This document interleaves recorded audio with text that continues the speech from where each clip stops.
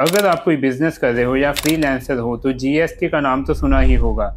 लेकिन सवाल यह है कि जीएसटी आखिर होता क्या है और किस किस को जीएसटी का रजिस्ट्रेशन कराना पड़ता है। जीएसटी का फुल फॉर्म होता है गुड्स एंड सर्विसेज टैक्स। ये एक इनडायरेक्ट टैक्स है जो आप गुड्स या सर्विस बाय करते हो उस टाइम पे करते हो। पहले सिस्टम अलग था, उसमें वैट, सर्विस टैक्स और एक्साइज लगता था, लेकिन अब सभी टैक्सेस को मर्ज करके जीएसटी से रिप्लेस कर दिया गया है। सिंपल लैंग्वेज में समझे तो जीएसटी एक सिंगल टैक्स सिस्टम है जो पूरे इंडिया में सेम ही रहता है। अब समझते हैं कि जीएसटी आखिर लगता कैसे है। इसको हम 4 पार्ट में समझते हैं। सबसे पहले आता है सीजीएसटी, ये सेंट्रल गवर्नमेंट का टैक्स कलेक्शन होता है। उसके बाद आता है एसजीएसटी, ये स्टेट गवर्नमेंट का टैक्स कलेक्शन होता है। उसके बाद आता है यूजीएसटी, ये यूनियन टेरिटरी का टैक्स कलेक्शन होता है। उसके बाद आता है आईजीएसटी, जब दो स्टेट्स के बीच में गुड्स एंड सर्विसेज का ट्रेड किया जाता है तो उस केस में आईजीएसटी लगता है।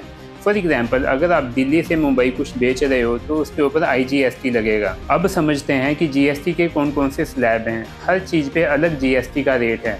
जीएसटी रेट कैटेगरीज के ऊपर डिपेंड करता है। इसकी कुछ अलग अलग कैटेगरीज जो जीएसटी में डिफाइन की गई हैं उसके बारे में थोड़ा सा अंडरस्टैंड करने की कोशिश करते हैं। सबसे पहले जो एसेंशियल कमोडिटीज़ हैं जैसे कि मिल्क, फ्रूट, बेसिक आइटम्स, उसके ऊपर 0% जीएसटी लगता है। उसके बाद आता है टूथपेस्ट या सॉप्स, उसके ऊपर 5% लगता है। उसके अलावा जो क्लोथ्स और रेस्टोरेंट हैं उसके ऊपर 5 से 12% लगता है।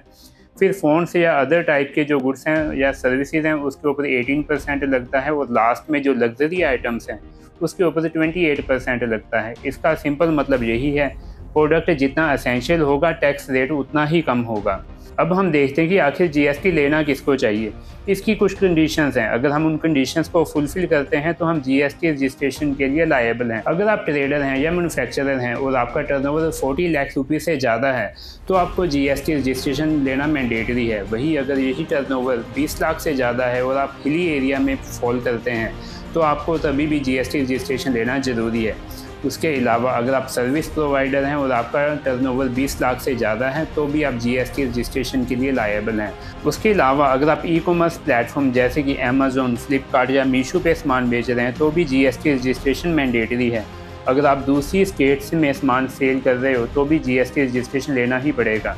जीएसटी रजिस्ट्रेशन का कोई भी गवर्नमेंट फ़ीस नहीं होता, लेकिन जो इसके कंसल्टेंट के चार्जेज हैं वो आपको पे करने पड़ते हैं।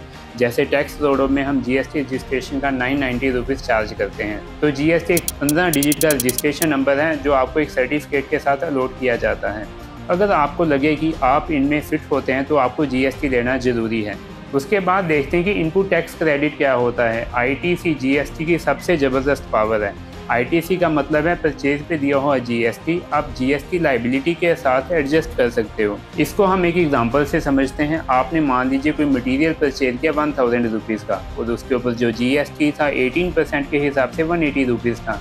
अब आपने वही मटेरियल 1500 में सेल कर दिया और जो उसके ऊपर जीएसटी पेएबल बना वो 270 था।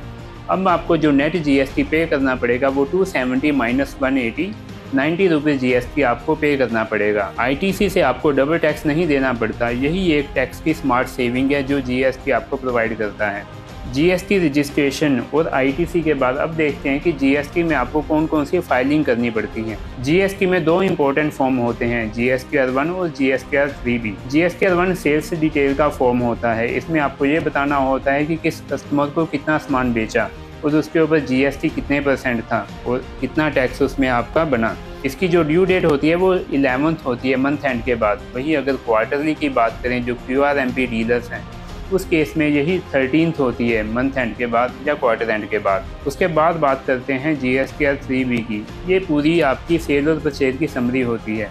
उसके साथ ही जो आपका टैक्स पेएबल होता है वो आप जीएसटीआर 3B के थ्रू ही पे करते हैं। इसमें आपको बताना होता है कि आपकी टोटल सेल कितनी है ड्यूरिंग द पर्टिकुलर पीरियड, जो जीएसटीआर 1 से डायरेक्टली इंपोर्ट हो जाती है।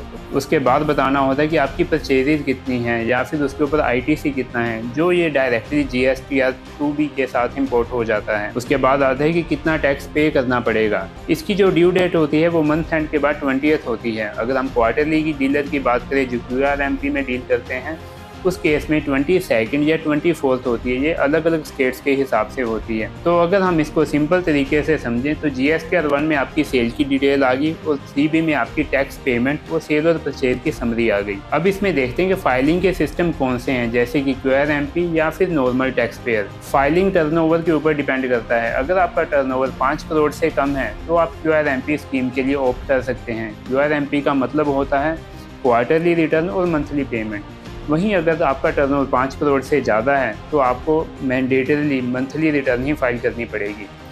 रिटर्न आपको टाइम पे फाइल करना बहुत ज़रूरी है, बिकॉज अगर उसमें कुछ भी डिले होता है तो आपको पेनल्टीज और लेट फी पे करनी पड़ती है।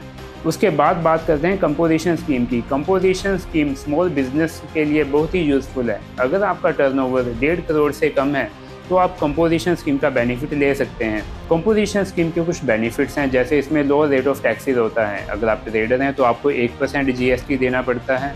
अगर आप रेस्टोरेंट है तो 5%, या फिर अगर आप सर्विस प्रोवाइडर हैं तो 6% तक का GST ही पे करना पड़ता है। फाइलिंग भी काफ़ी सिंपल है। आपको सिर्फ क्वार्टरली एक रिटर्न फाइल करनी पड़ती है और एक ईयर एंड पे एनुअल रिटर्न जाता है। लेकिन इसमें जो सबसे बड़ा डिसएडवांटेज है कि आप ITC क्लेम बिल्कुल भी नहीं कर सकते। अगर आप स्मॉल ट्रेडर हैं या शॉपकीपर हैं तो आपके लिए ये बहुत ही यूज़फुल स्कीम है। तो फाइनल कंक्लूजन यही है कि हमें GST लेना चाहिए या नहीं। इसकी बहुत ही बेसिक सी कंडीशन है। अगर हम सर्विस प्रोवाइडर हैं और हमारा टर्नओवर 20 लाख से ज़्यादा है तो हमें GST रजिस्ट्रेशन लेना पड़ेगा।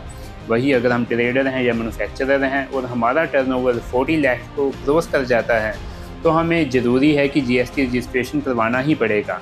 उसके अलावा अगर हम ई-कॉमर्स प्लेटफॉर्म के ऊपर डील करते हैं, जैसे कि अमेज़न, फ्लिपकार्ट या फिर मीशो, तो उस केस में भी GST लेना ज़रूरी है।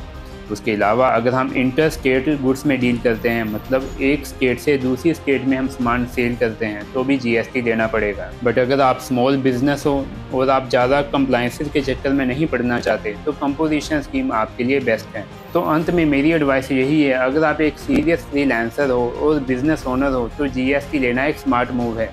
ये ना सिर्फ लीगली आपको कंप्लाइंट बनाता है बल्कि आपको ITC का बेनिफिट भी देता है और बिजनेस को क्रेडिबिलिटी भी देता है।